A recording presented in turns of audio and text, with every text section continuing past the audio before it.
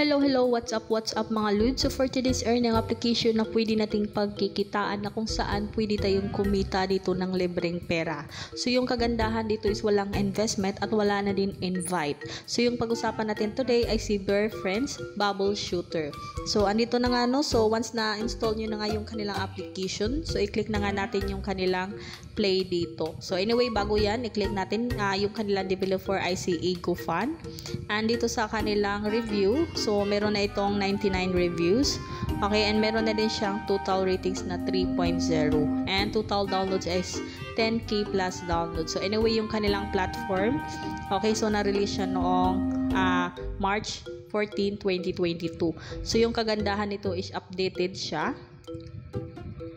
So yung kagandahan dito is updated siya noong November 6, 2023. Okay, so i-back na natin ito and i-click na natin yung play once na-install nyo na nga yung kanilang application. So i-click na natin yung play dito mga Lods. Okay, so dito na nga tayo sa kanilang platform o yung sa kanilang dashboard ng kanilang game. So dito naman makikita nga natin dito na meron tayong heart, no? So ito yung full pa, ito yung heart natin is meron tayong available na heart is 30.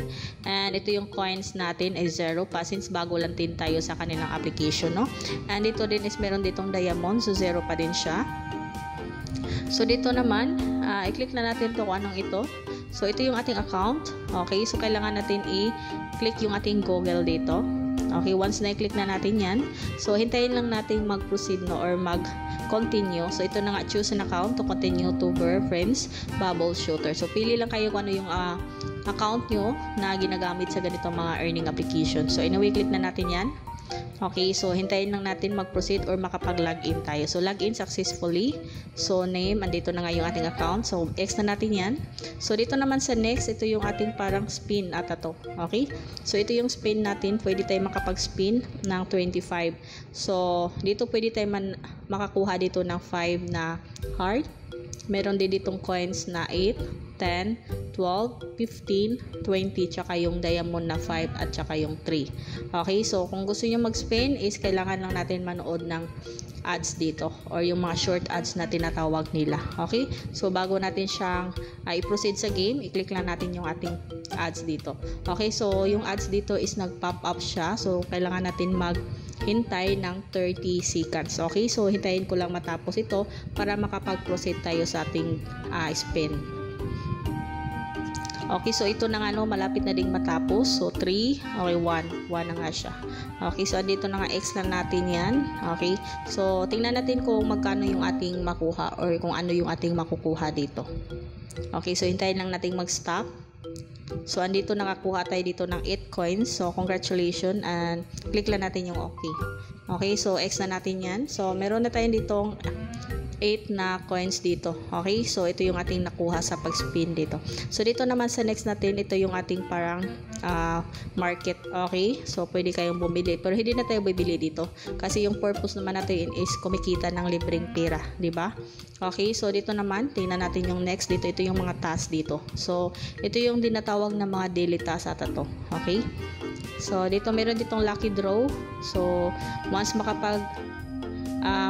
pwede nating i-claim na ito is pwede kayo makareceive ng 15 coins. Meron din ditong 15 and another 20 coins. Okay, once makapag-pass ng level 10, okay, so andyan makakuha kayo ng coins.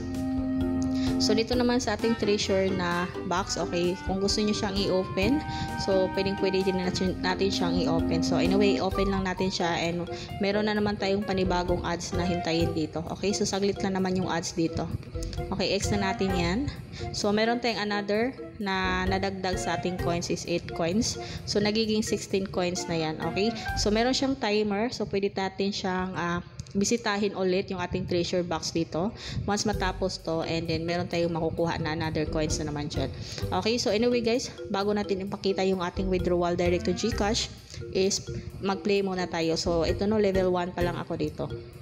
So click natin yung play. Once mag-click tayo ng play, so mag-minus siya ng heart na 3 heart. Okay, so ganyan lang, meron siyang parang tutorial. So kahit bata naman is pwede niyang laruin ito. Okay, so ganon. Okay, ganyan. So, tamaan nyo lang yung parang same na kulay niya. Okay, so ganun lang siya ka-easy. So, kailangan na natin maubos to. Okay, ganyan lang siya ka-easy guys. Okay, so tapusin ko lang tong level na ito, no? Kung magkano yung ating makukuha dito. So, yun, patapos na. Okay, so yan, naka-receive na nga tayo dito. So, complete, and meron tayong score na 580. So, naka-receive tayo dito ng coins, ng 100 coins, and 1 diamond. So, pwede pa natin siyang i-times 2 yung ating 100 coins kapag manood tayo ng video. So, yun nga, naklik ko nga siya. Okay, so, continue lang natin siya, and X na natin to, no? So, yun, nag-double siya. So, nagiging 200. So, click na natin yung continue. Okay, so proceed to another level na tayo. So, once mag-play pa tayo ng another level guys, so mag-minus na naman tayo ng 3 heart dito. Okay, so anyway, bago natin i-click yung ating play, so hindi ko na ito patagalin, no? Bisitahin na natin kaagad yung kanilang withdrawal. So, anyway, dito sa my settings, dito yung sa ibaba. So, kung gusto nyong may sounds, kung walang sounds, meron din dyan. Okay, depende yan sa inyo. Okay, so ngayon is kailangan natin ipakita kung magkano yung withdrawal dito. Okay, so click na natin yung GCash. So andito no, paano natin siya i-activate yung ating withdrawal dito. So kailangan natin makapag-spin pala dito ng 6 times. Okay, para ma-activate natin yung ating withdrawal. So mag-spin pa tayo dito, no. So nakapag-spin na tayo kanina ng isa. So dagdagan lang natin. So tapusin ko na naman siya ng 30 seconds. So, update ko na lang kayo once na complete ko na nga yung aking pag-spin dito. Okay, so ito na nga ang mga loads, no. So, nakapag-spin na ako dito ng 5 times. So, isang spin na lang yung kulang ko para ma-activate ko na yung aking withdrawal. So, anyway, pakita ko lang sa inyo yung ating last spin.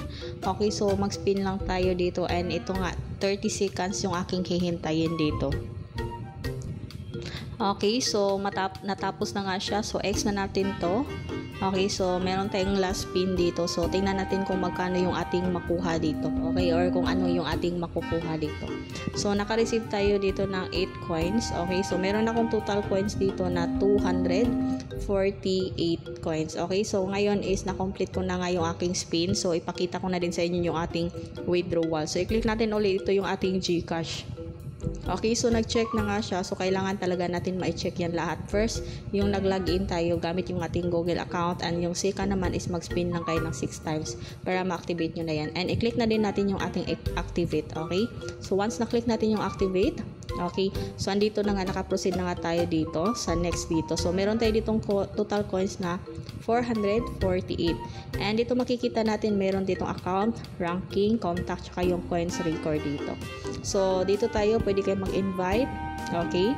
So, once makapag-invite kayo, is meron din kayo makukuha ng mga extra coins or extra coins. Okay, dito tayo sa ating withdrawal. So, yung withdrawal dito is pwede naman siya PayPal, GCash, PRD, at saka yung TRX Drone. So, dito lang tayo sa GCash. No? Karamihan naman is GCash yung mga ginagamit. Okay? So, dito na nga yung please wait patiently. Yung about 7 working days. Weekend and holidays are not counted as internal. So, please enter the number and name of GCash carefully. So, the wrong input will cause the redemption to fail. So, kailangan nyo lang ilagay yung GCash name at saka yung GCash number dito sa may ibabaw. Okay, so dito naman makikita natin minimum withdrawal is 3,600 coins. So, makapag-withdraw na kayo dito ng 10 pesos. Okay, so meron din ditong 24 pesos. Ito yung 800 coins, 8,000 coins. Meron din ditong 150 pesos. And then yung maximum is 500 pesos. Okay, so ganun lang. Libre lang naman tong kumita dito sa kanilang application. Wala namang investment. So, laruin lang natin kapag wala tayong masyadong ginagawa, as passive income lang po ito. So, yun lang. Kung bago ka sa aking channel is huwag mo na din kalimutan i-subscribe. I-click yung bell para palagi kang ma-notify and ma-update once meron tayong mga panibagong mga earning application na walang investment. Yun lang. Salamat.